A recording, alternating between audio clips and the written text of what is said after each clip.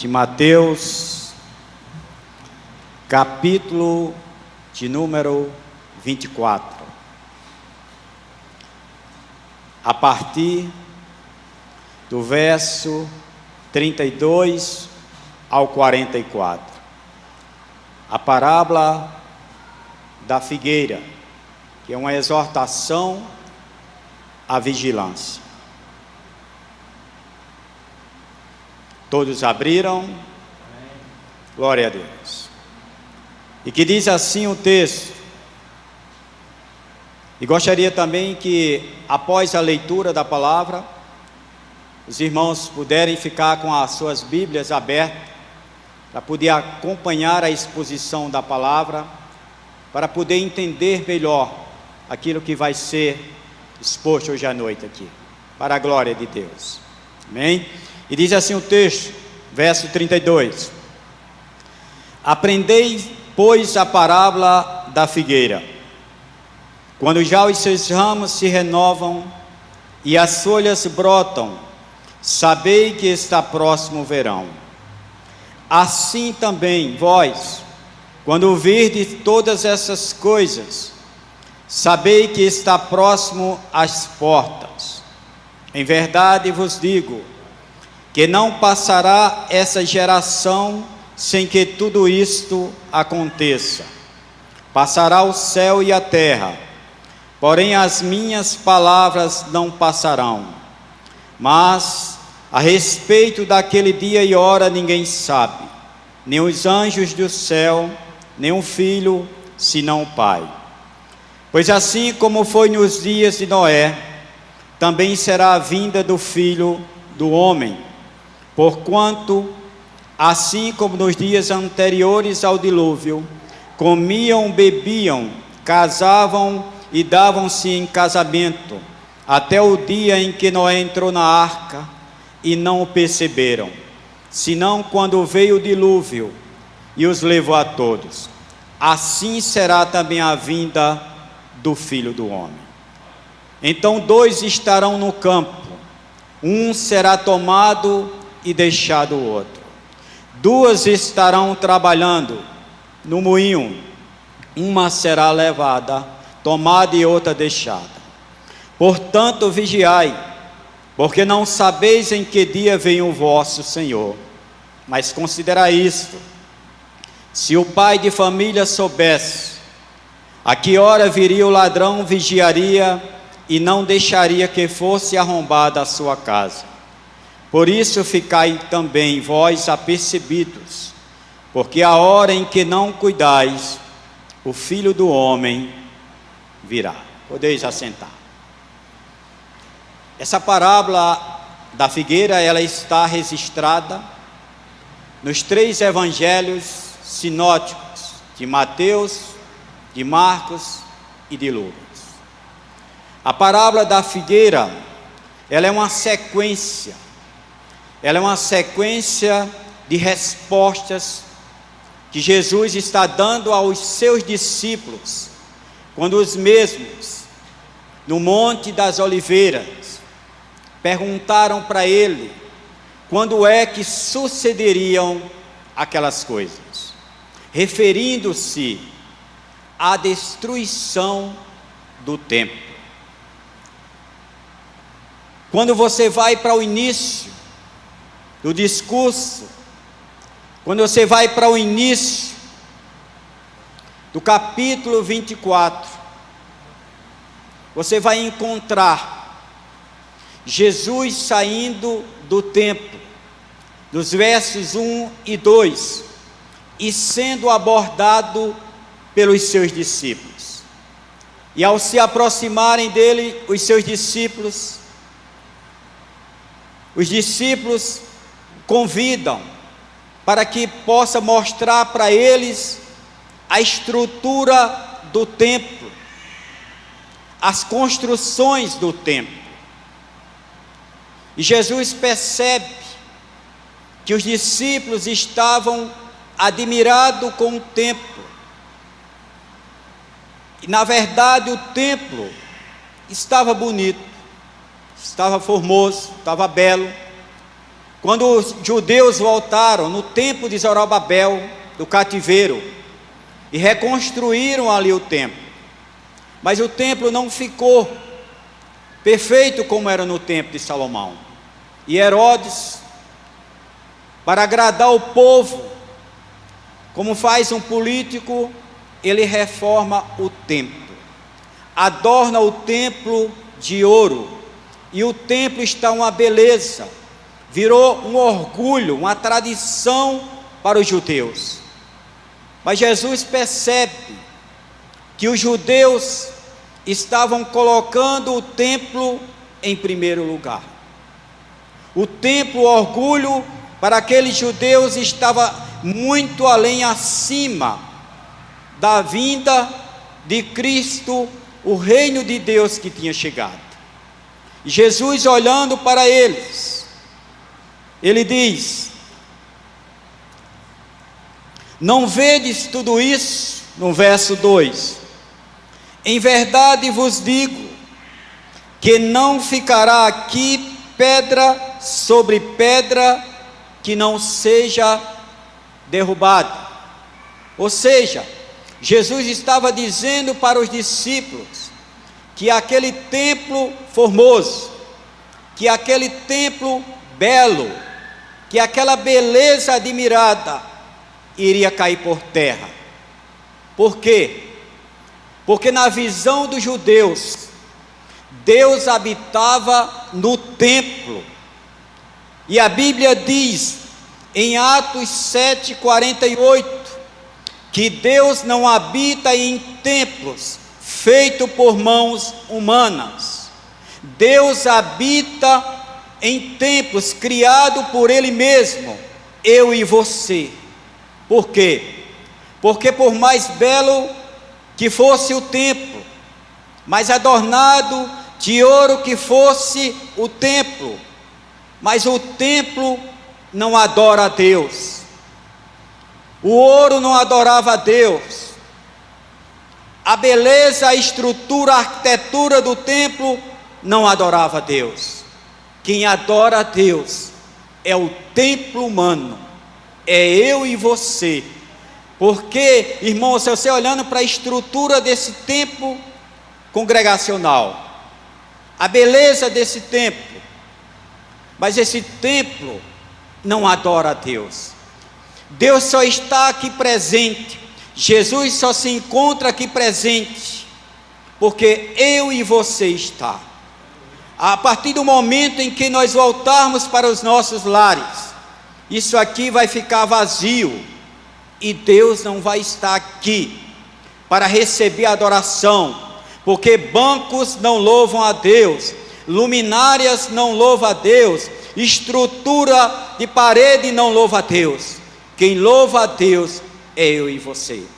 Por isso que Jesus dizia para os escribas e fariseus: aqui está quem é maior que o templo. Jesus era maior e será sempre maior que o templo e que tudo. E diz mais ainda em João 2,19, quando ele conversando, discutindo com os discípulos e depois com os escribas e fariseus, e eles não entenderam, e Jesus dizia: destruirei esse santuário, destruirei esse templo, e eu o reconstruirei em 3 dias. E de fato, Jesus morreu e ressuscitou, e ao 3º dia ele reconstruiu o templo. Mas o templo de Jerusalém foi destruído nos anos 70 pelo general Tito, romano, e até hoje está destruído, porque lá habita uma mesquita muçulmana. Mas Cristo reconstruiu o templo num corpo glorificado, foi exaltado e levado aos céus, e continua vivo e reina para todo sempre. Aqui está quem é maior que o templo, aqui está o Senhor da glória, aqui está o Senhor dos exércitos, aqui está aquele que reina e vive para sempre, Aqui está aquele que está acima de tudo. Aqui está aquele que é onisciente, onipresente e onipotente. Aqui está o Senhor da glória. E quando você faz uma análise a respeito de Cristo, a respeito da sua grandeza, você vai observar que do Gênesis ao Apocalipse, Ele é grande. Do Gênesis ao Apocalipse, Ele é grande. Por que é que Ele é grande? Em Gênesis 3,15, diz que Ele é a semente da mulher, aquele que esmagou a cabeça de Satanás na cruz do Calvário. Por isso que Ele é grande. Em Deuteronômio 18,15, diz que Ele é o profeta, de quem Moisés profetizou que viria após Ele, que seria maior do que Ele. Em Jó 19:25, Ele é aquele Redentor que vive para sempre. Nos Salmos 23, Ele é o nosso pastor, é aquele que não nos deixará nunca faltar nada. Em Isaías 7,14, Ele é o Messias, Ele é o Emanuel, Ele é aquele Deus conosco, que estará todos os dias. O livro de Daniel 9:25, Ele é um ungido de Deus, é aquele que foi cortado na 62ª semana pelos meus e os seus pecados, e está na glória. No livro de Oséias 5,15, é aquele que deixou o seu reino, e que veio como Deus e voltou como Deus, para ser glorificado, até que todos se reconhecessem pecados. No livro de Miqueias, no capítulo 5, no verso 2, Ele é o rei que nasceu em Belém. No livro de Zacarias, no capítulo 9, no verso 9, Ele é aquele que entraria triunfantemente em Jerusalém. E diz a palavra de Deus em Mateus 21:9, que quando Jesus entra em Jerusalém, todos aclamaram a Ele, gritando: Hosana, Hosana, bendito que vem em nome do Senhor. E nos livros, nos evangelhos, Ele também continua grande. Em Mateus capítulo 1, no verso 21, o anjo diz que Ele é Jesus, o nosso Salvador. Em Marcos, capítulo 1, verso 8, Ele é aquele que batiza com o Espírito Santo. Em Lucas 24:6, Ele é aquele que morreu e ressuscitou e que não está mais aqui. E em João 1,14, Ele é o Verbo que se fez carne e habitou no nosso meio. Em Atos dos Apóstolos, Lucas diz em 4:12 que Ele é o único nome dado entre os homens em que devamos ser salvos. Em Romanos 14:11, Ele é aquele que um dia todo joelho há de se dobrar diante dele, e toda língua o confessará que Ele é Deus. Em 1 Coríntios 11, Ele é o amado, o memorável da ceia do Senhor, da qual celebramos todos os meses aqui. No livro de Efésios, capítulo 2, no verso 1, Ele é aquele que nos deu vida, porque nós estávamos mortos em nossos delitos e pecados. E no livro de Filipenses, capítulo 2, no verso 5, Ele é aquele que abriu mão da sua divindade, não usurpando o lugar de Deus, mas tornando a forma de servo e se esvaziando até a morte. Em Colossenses 1,15, Ele é a imagem do Deus invisível, Em 1 Tessalonicenses 4,16, é aquele que vem buscar a sua igreja. Em 1 Timóteo 2,5, ele é o único mediador entre Deus e os homens.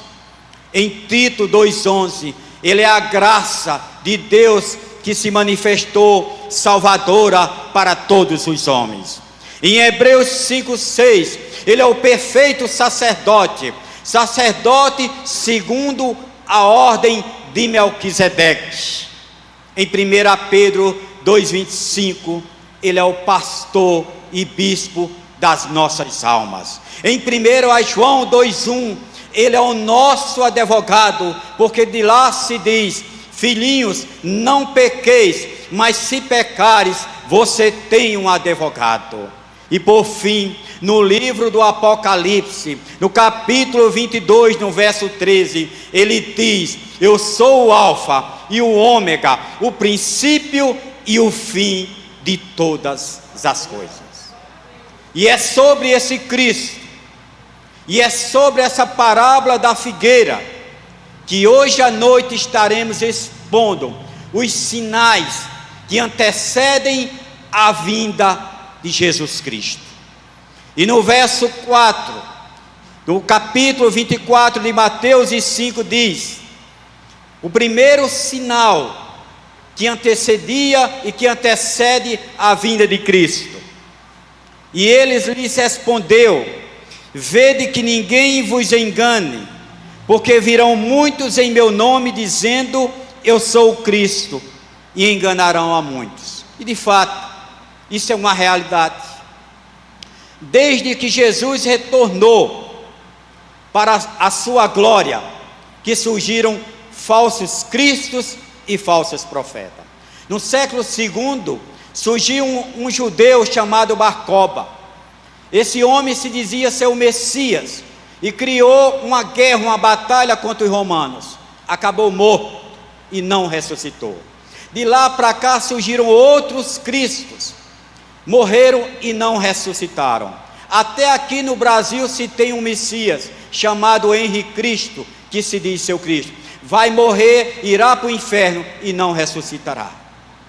E olhando isso, quando você olha para a história de todos os falsos profetas, que Jesus já nos tinha advertido, em Mateus 7, 14 e 15, ele já dizia: acautelai-vos dos falsos profetas, porque eles virão como ovelhas, vestidos de ovelhas, mas por dentro são lobos devoradores. Conhecereis eles pelos seus frutos. E de fato isso é uma realidade.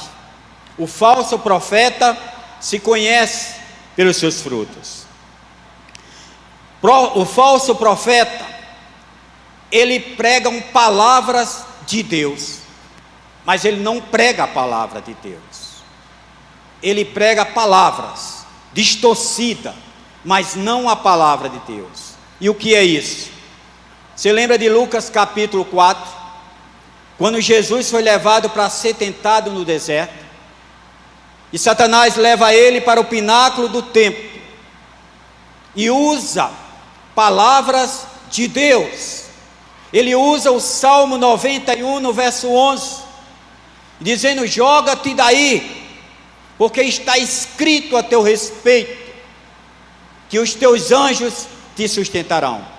Palavras de Deus distorcidas, palavras de Deus na boca de Satanás, é palavras do diabo. Palavras de Deus na boca do profeta, são palavras do diabo. E diz mais o texto, que ele estava, tudo o que Satanás dizia, Jesus dizia: está escrito, está escrito, está escrito. Até que no verso, no capítulo 6 de Deuteronômio 3,16, Jesus usa contra ele a palavra. E Jesus diz: também está escrito: não tentarás ao Senhor teu Deus, e só a Ele adorarás. Palavra de Deus. Quando você vai mais um pouco à frente, Lembra-se de Pedro? Diz lá o texto de Mateus 16, que quando Jesus ia para Cesareia de Filipe, e ali no meio do caminho ele para perguntar aos discípulos o que era que a comunidade judaica pensava a seu respeito. E uns diziam: tu és Elias, tu és João Batista, tu és Jeremias, tu és um dos profetas. Mas Pedro, cheio do Espírito Santo, usando palavra de Deus, Pedro diz: tu és o Cristo, o Filho do Deus vivo. E naquele exato momento, Pedro é elogiado.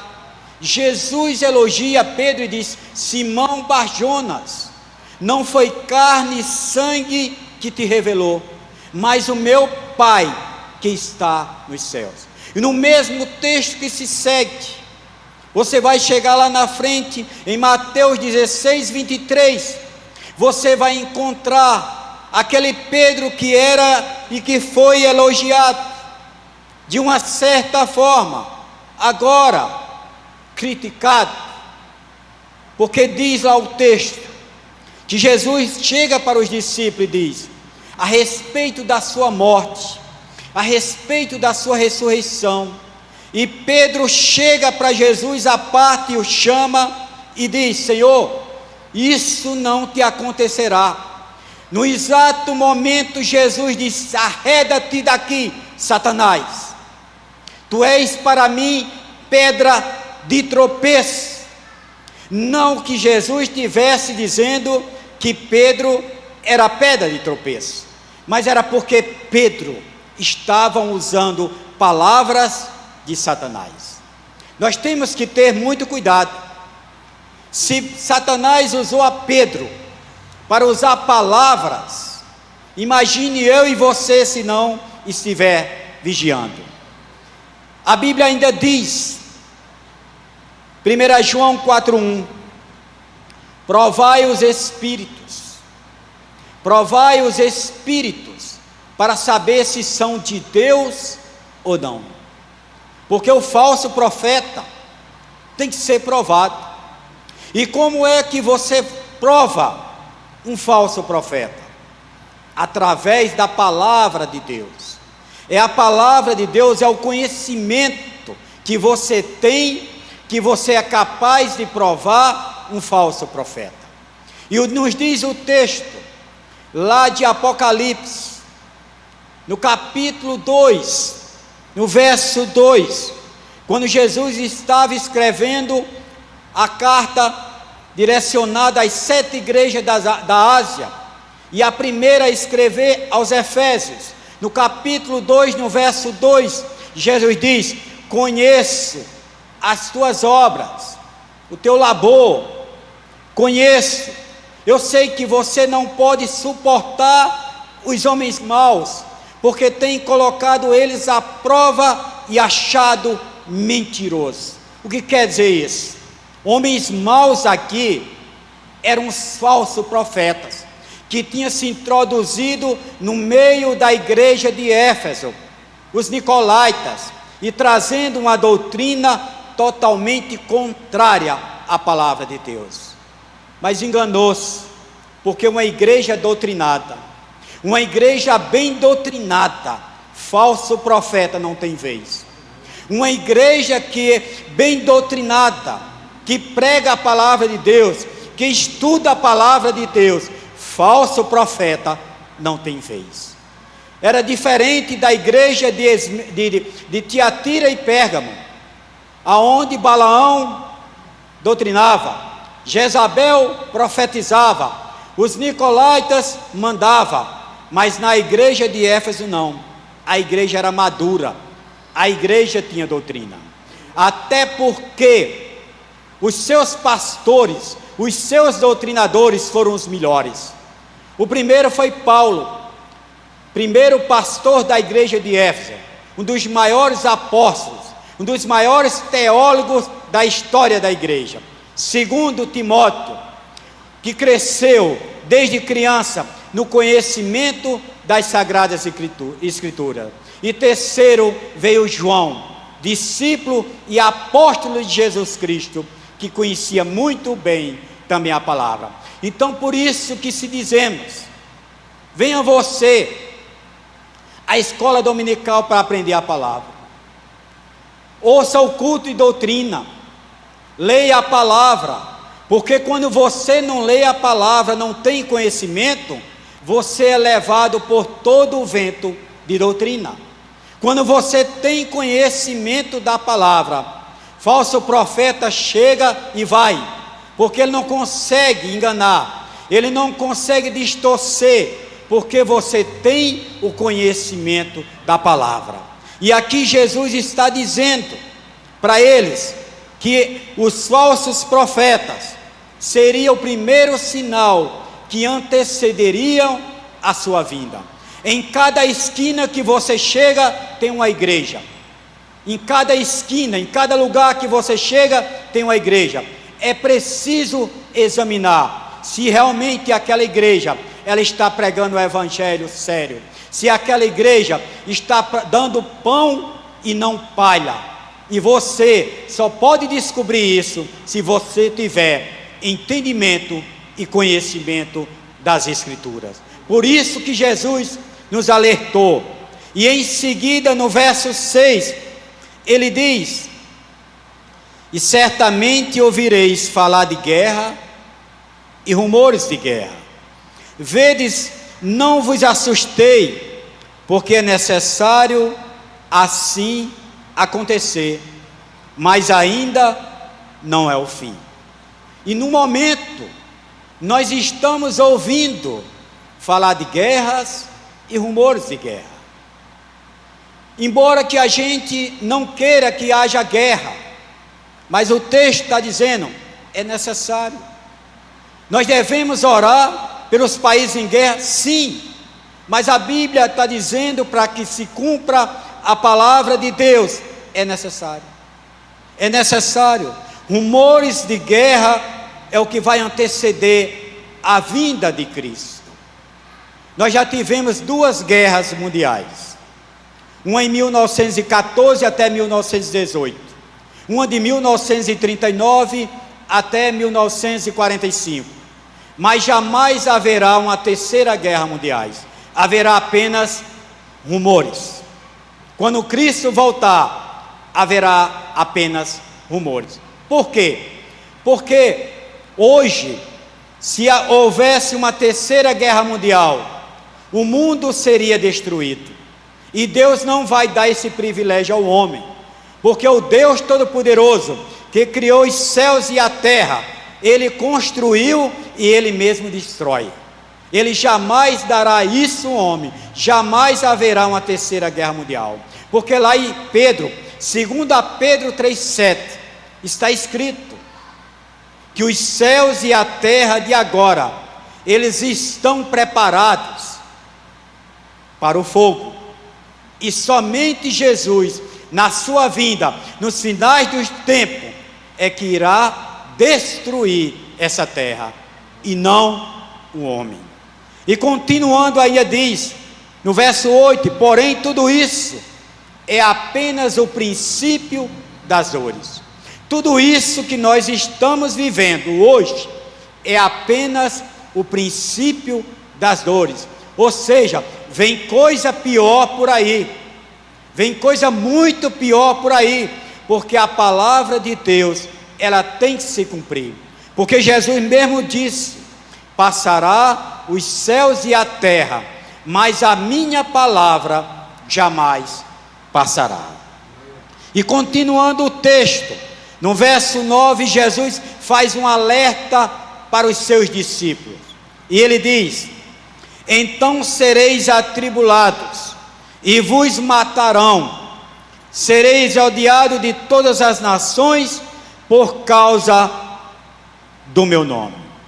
E realmente, em João 15:20, Jesus disse, lembrai-vos das minhas palavras, não é o servo maior que o seu senhor.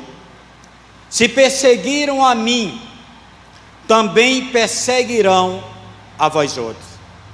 E de fato, a igreja nasceu embaixo de perseguição, e até hoje ela vive embaixo de perseguição, e terminará seus últimos dias aqui na terra também embaixo de perseguição.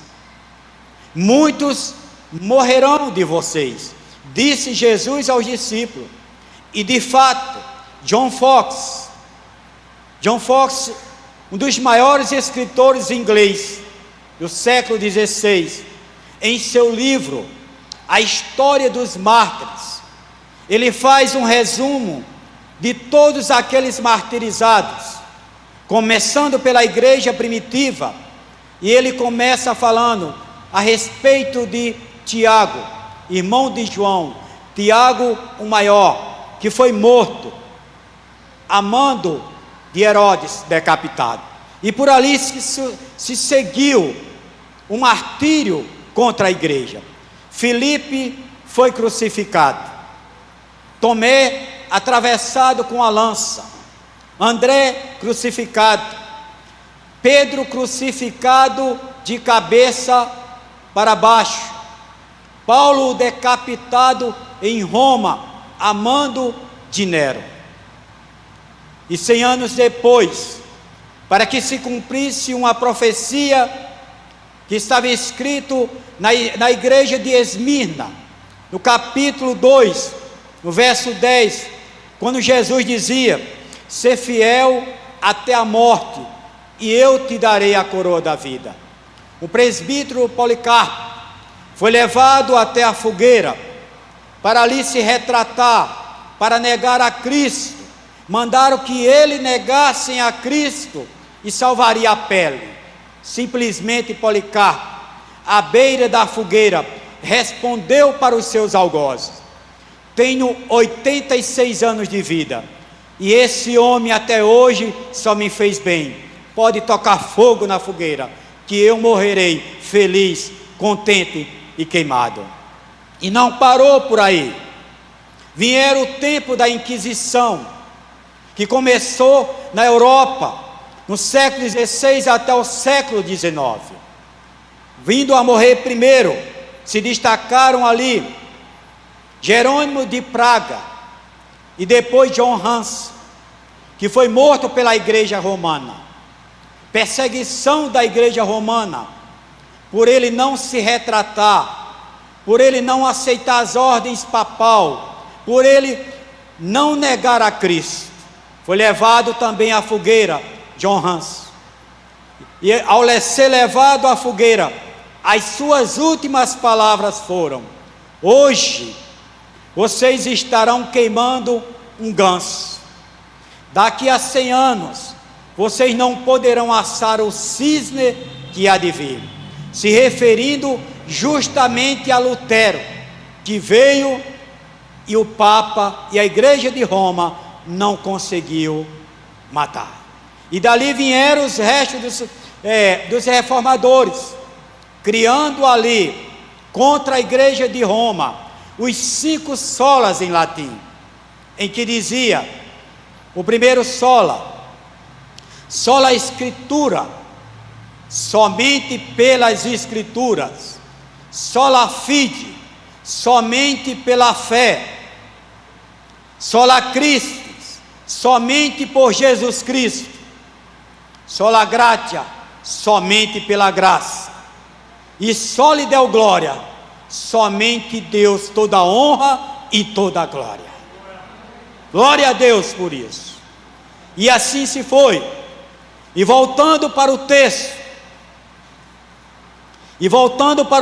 na continuidade, no verso 12, Jesus diz: "E por se multiplicar a iniquidade, o amor se esfriará de quase todos.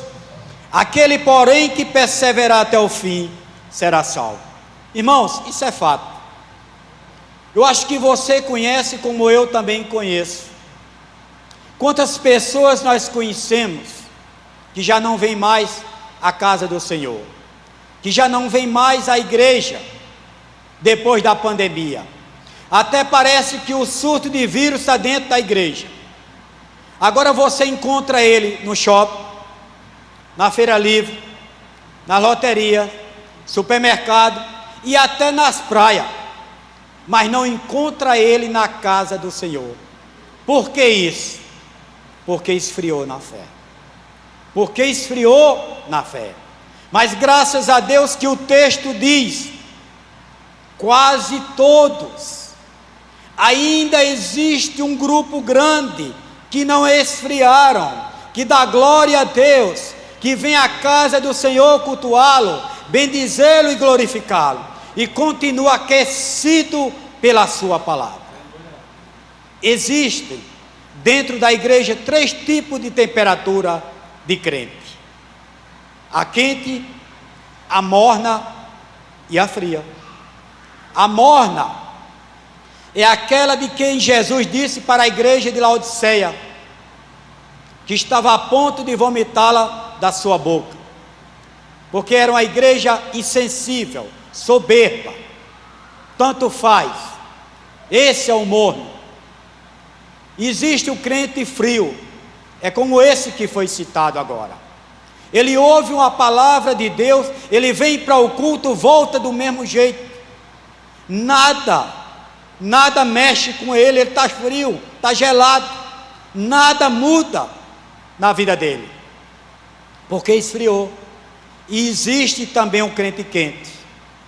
O crente quente não quer dizer que ele seja pentecostal, não quer dizer que seja aquele crente que sai saltando, pulando, não quer dizer que seja aquele crente que dá rodopio, que fala línguas estranhas para lá e para cá. Não, o crente quente é aquele como os 2 discípulos de Emaús, que diz o texto que quando Jesus retornava, que tinha ressuscitado, e os encontrou no meio do caminho, a maneira que Jesus ia abrindo as escrituras, eles aqueciam o coração.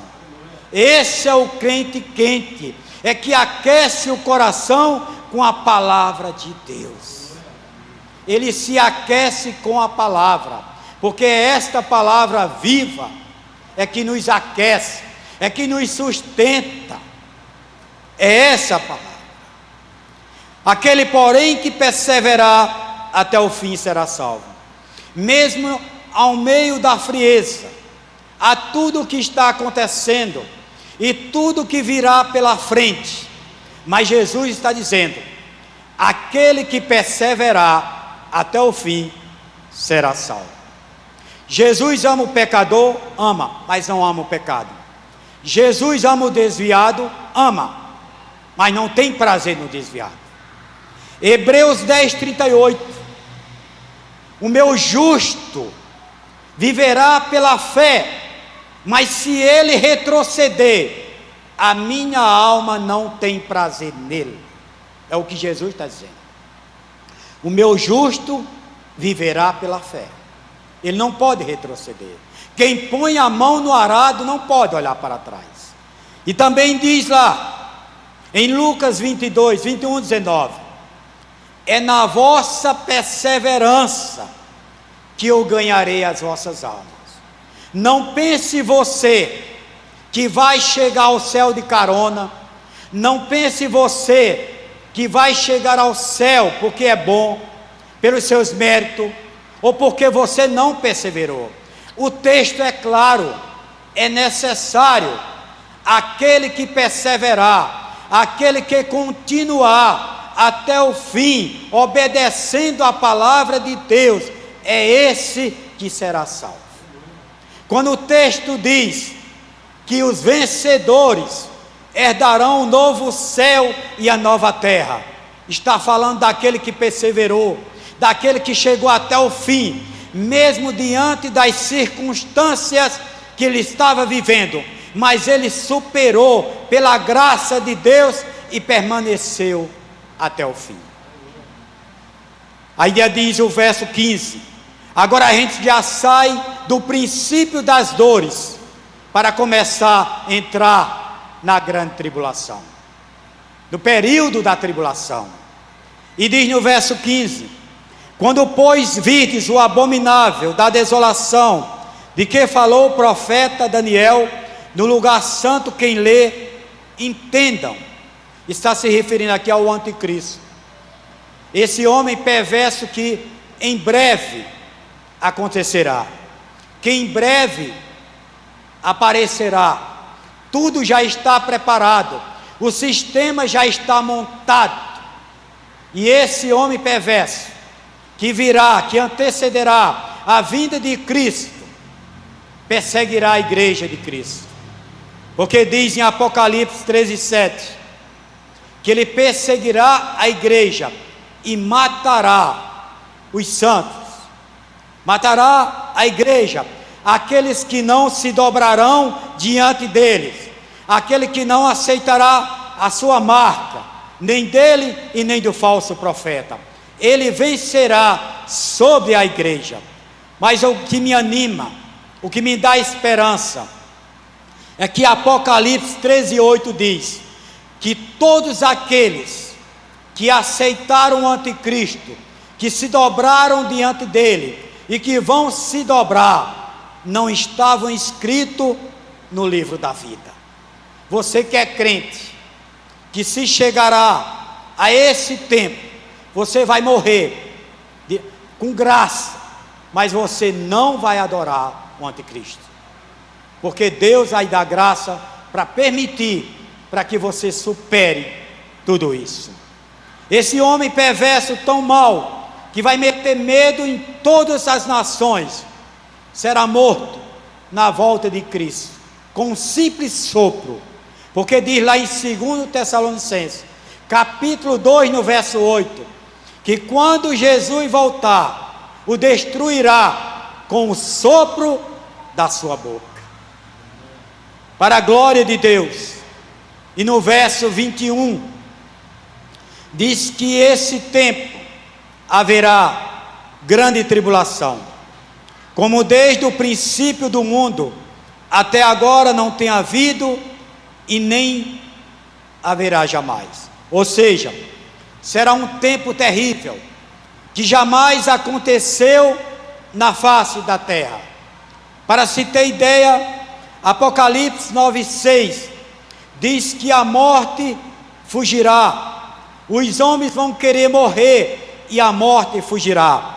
Apocalipse 16, no verso 8 e 9, diz que os homens serão queimados pelo calor do sol, mas não se arrependerão, mas não se dobrarão diante de Deus. Imagine você na grande tribulação, o quanto estará aquecido o planeta, o quanto a camada de ozônio estará estragada, porque nesse período os homens serão queimados, muitos morrerão de câncer de pele. E diz mais o texto ainda,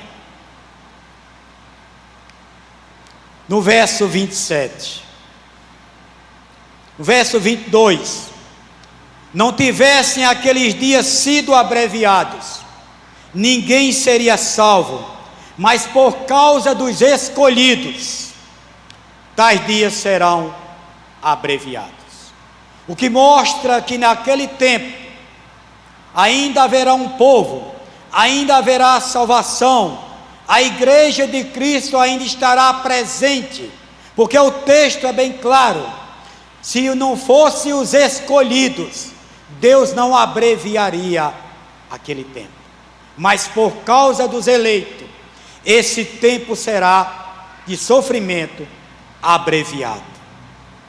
E no verso 27, porque assim como o relâmpago sai do oriente e se mostra até o ocidente, assim há de ser a vinda do Filho do Homem. O que é que você entende por isso? Que é um relâmpago. Um relâmpago é algo visível, que você vê de um lado ao outro cortando. O que é que a Bíblia está dizendo? Que a vinda de Cristo todo olho verá, que a vinda de Cristo será visível, será audível, não haverá um arrebatamento secreto, haverá a vinda de Cristo, onde todo olho o verá. Apocalipse 1:7 diz que ele virá sobre as nuvens e todo o olho o verá. Ou seja, é visível, a volta de Cristo é visível. Em Atos 1:10, 11, quando Jesus foi levado aos céus, os anjos que estavam junto dos discípulos disse: da mesma forma que vocês estão vendo ele subir, ele virá do mesmo jeito. Ou seja, visivelmente, a volta de Cristo será visível. Então veja você, que no verso 32, Jesus apenas usa uma parábola, um membro da natureza, dentro da sua sinais, para mostrar e ensinar aos seus discípulos a respeito da sua vinda. Aprendei, pois, a parábola da figueira. Quando já os seus ramos se renovam e as folhas brotam, sabei que está próximo o verão. Assim, todos esses sinais que foram ditos, todos esses sinais que foram profetizados por Jesus, será cumprido, será o sinal para que se entenda a parábola da figueira. E além do mais, ele ainda vai, e ele diz no verso 37, pois assim como foi nos dias de Noé, também será a vinda do Filho do Homem. Porquanto assim como nos dias anteriores ao dilúvio, casavam e davam-se em casamento até o dia em que Noé entrou na arca e não perceberam. Ou seja, virá de surpresa. Ninguém percebeu quando Noé entrou na arca. Desse mesmo jeito será a vinda de Cristo. Aqui está dizendo que eles não perceberam. Quando você vai para Mateus 25:10, ao se falar das virgens, das 5 virgens loucas, dizem que elas, enquanto saíram para comprar azeite, elas retornaram e não perceberam que o rei veio e levou a sua noiva.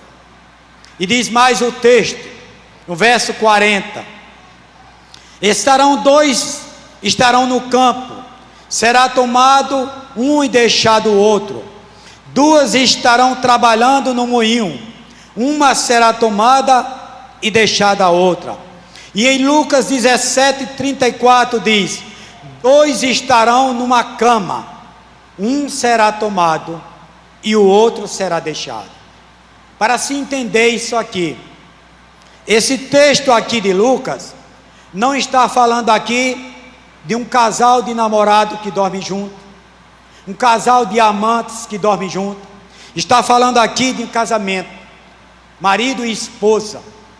Se quando Jesus voltar, aquele marido estiver preparado e a esposa não, um sobe e outro fica. Se ela estiver preparada, ele não, um sobe e outro fica.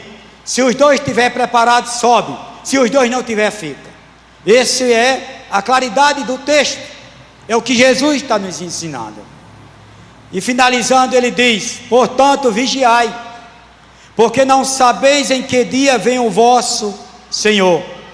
Mas considerai isso: se o pai de família soubesse a que hora viria o ladrão, vigiaria, e nem deixaria que fosse arrombada a sua casa. Por isso, ficai também vós apercebidos, porque a hora em que não cuidais, o Filho do Homem virá. Ou seja, isso é um alerta. Jesus está alertando. Não sabemos o dia e nem a hora em que ele vai voltar, mas cabe a mim e a você vigiar. Cabe a mim e a você estar em vigilância, porque quando ele voltar, não haverá uma segunda chance, não haverá um segundo arrebatamento. Quando Jesus voltar, ele vai levar quem estiver preparado. Quem não estiver preparado vai só se lamentar e se decepcionar. Vale a pena, irmãos, ser crente.